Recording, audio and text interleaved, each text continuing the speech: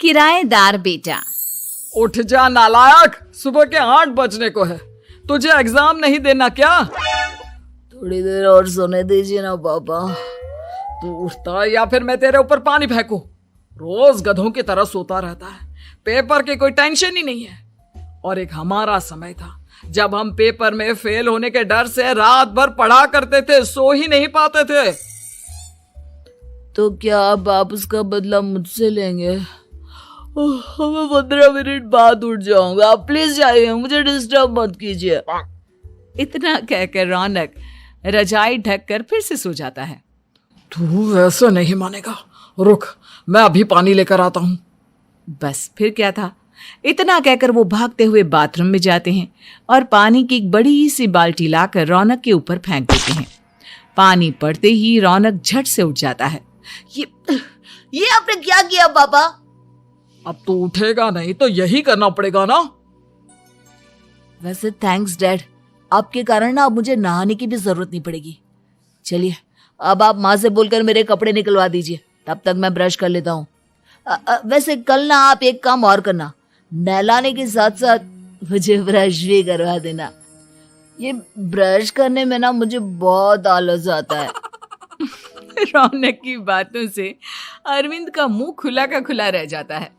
वो अपनी पत्नी कमला के पास जाता है और रौनक की हरकतों के बारे में बताता है, जिसे सुन उसकी पत्नी हंसने लगती है। तुम अपने बेटे को समझाने के बजाय हंस रही हो। रौनक बच्चा है, धीरे धीरे सुधर जाएगा, आप क्यों उसके पीछे पड़े रहते हो? अभी नहीं सुधरेगा तो कब सुधरेगा? 10वीं क्लास में है रौनक, वो अब कोई बच्चा नहीं रहा। अरविंद की इतना बोलते ही वहां रौनक भी आ जाता है। क्या डैड, मैंने आपको एक काम दिया था, वो भी नहीं हुआ आपसे। अरे क्या हुआ बेटा? माँ, मैंने डैड से बोला था कि वो आपको बोलकर मेरे स्कूल की यूनिफॉर्म निकाल दे, लेकिन मेरे पीछे पड़ने के अलावा इनसे एक काम ढंग से नहीं होता। देख रही हो कमला, देख रही हो अपने लाडले को? अरे आप चुप रहिए जी। चलो बेटा, मैं तुम्हें कपड़े निकाल कर दे देती हूँ। बस ऐसे ही साल पर साल बीतते जाते हैं, लेकिन रौनक के रवैये में कोई बदलाव नहीं आता। वो पहले से भी ज्यादा आलसी और पूरी तरह अपने माता पिता पर निर्भर हो जाता है। 2 साल बाद पता नहीं कहाँ गायब रहता है पूरे दिन, अब तक तो आ जाना चाहिए था। अरे आप इतनी फिक्र क्यों कर रहे हैं उसकी? दोस्तों के साथ खेल रहा होगा, आ जाएगा अभी। ये कोई टाइम है खेलने का? 10 बजने वाले हैं, इतनी रात में कौन खेलता है? कमला कुछ कहती उससे पहले ही रौनक वहां आ जाता है। मम्मी जल्दी से खाना लगा दो, बहुत भूख लग रही है।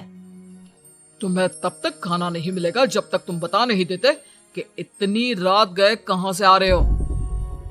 ओ प्लीज डैड, अब आप एसी पे प्रद्युमन बनकर मेरे सर पर बंदूक लेकर मत बैठ जाना। अपनी फालतू की बकवास बंद कर और बता कहां से आ रहा है। माँ अब समझाइए ना डैड को।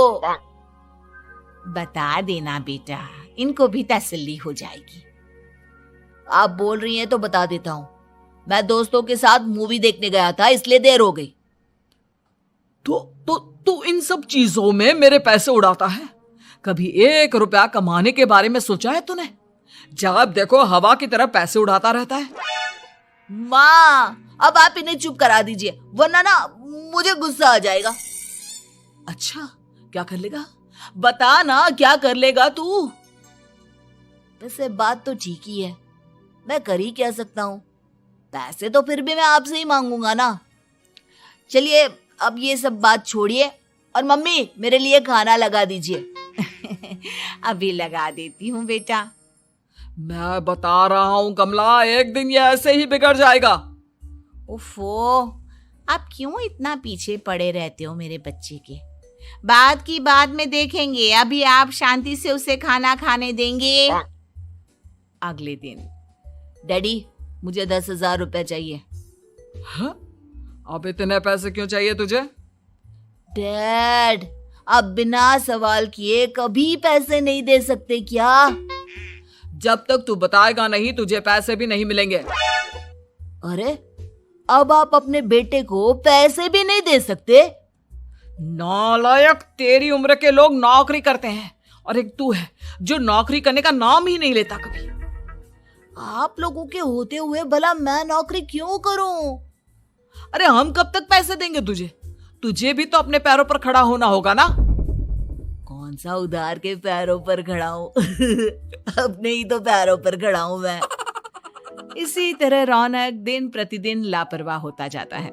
उसकी लापरवाही को देखते हुए अरविंद और कमला अपने बेटे की शादी कराने का फैसला लेते हैं और 1 महीने के अंदर अंदर ही रौनक की शादी मेघा नाम की लड़की से करा देते हैं। शादी के कुछ दिन बाद, रौनक, मुझे एक अच्छी सी साड़ी चाहिए, आप ला दोगे ना? हाँ, क्यों नहीं। कितने तक की आती है साड़ी? यही करीब 5,000 तक की। तुम चिंता मत करो, मैं आज ही डैडी से पैसे मांगकर तुम्हारे लिए साड़ी ले आऊंगा। आप कब तक ऐसे ही अपने पापा से पैसे मांगते रहेंगे? कोई अच्छी सी नौकरी क्यों नहीं कर लेते आप? अरे डैड के होते हुए मुझे नौकरी करने की जरूरत ही क्या है? पर आप ऐसे कब तक उनसे पैसे मांगते रहेंगे? कुछ आपको अपने दम पर भी तो करना होगा ना। अब तुम भी बाकी लोगों की तरह मुझे ज्ञान देना शुरू मत कर देना। साड़ी चाहिए ना तुम्हें, मिल जाएगी बस। इतना कहकर रौनक अपने पिता से पैसे मांगने चला जाता है। डैडी, मुझे 5,000 रुपया चाहिए। अब 5,000 क्यों चाहिए तुझे? वो मेघा को साड़ी चाहिए थी। अरविंद आगे बिना कुछ कहे चुपचाप उसे पैसे निकाल कर दे देता है। कुछ दिन बाद, तुम्हें नहीं लगता कमला, रौनक हम पर पहले से भी ज्यादा डिपेंड हो गया है? मुझे तो अब उसके भविष्य की चिंता होने लगी है। कल को हमें कुछ हो गया तो वो क्या करेगा? काश तुमने पहले ये सोच लिया होता तो आज हमारा बेटा इतना लापरवाह नहीं होता। तब मुझे कहाँ पता था कि मेरा लाड प्यार उसे इतना बिगाड़ देगा कि वो इस हद तक लापरवाह बन जाएगा। कोई बात नहीं, अभी भी देर नहीं हुई। मुझे पता है उसे कैसे सुधारा जा सकता है। कैसे? अरविंद कुछ कहता उससे पहले रौनक वहां आ जाता है और पैसों के लिए हाथ फैलाने लगता है। डैड, मैं और मेघा बाहर घूमने जाना चाहते हैं। अरे वाह, ये आज सूरज कहाँ से निकला है? Dad please. अच्छा चलो अब मुद्दे की बात करो। मुझे अब 25,000 चाहिए। अब तुम्हें 1 रुपया भी नहीं मिलने वाला। अगर तुम्हें पैसों की इतनी ही जरूरत है तो कोई ढंग की नौकरी कर लो। मम्मी, आप कुछ कहिए ना डैड को। बेटा, वो गलत क्या बोल रहे हैं? ये सब हम तेरे भले के लिए ही तो कर रहे हैं। मम्मा, मैंने बताया ना आपको, मुझे नहीं करनी कोई जॉब वॉब। तो ठीक है, निकल जाओ हमारे घर से।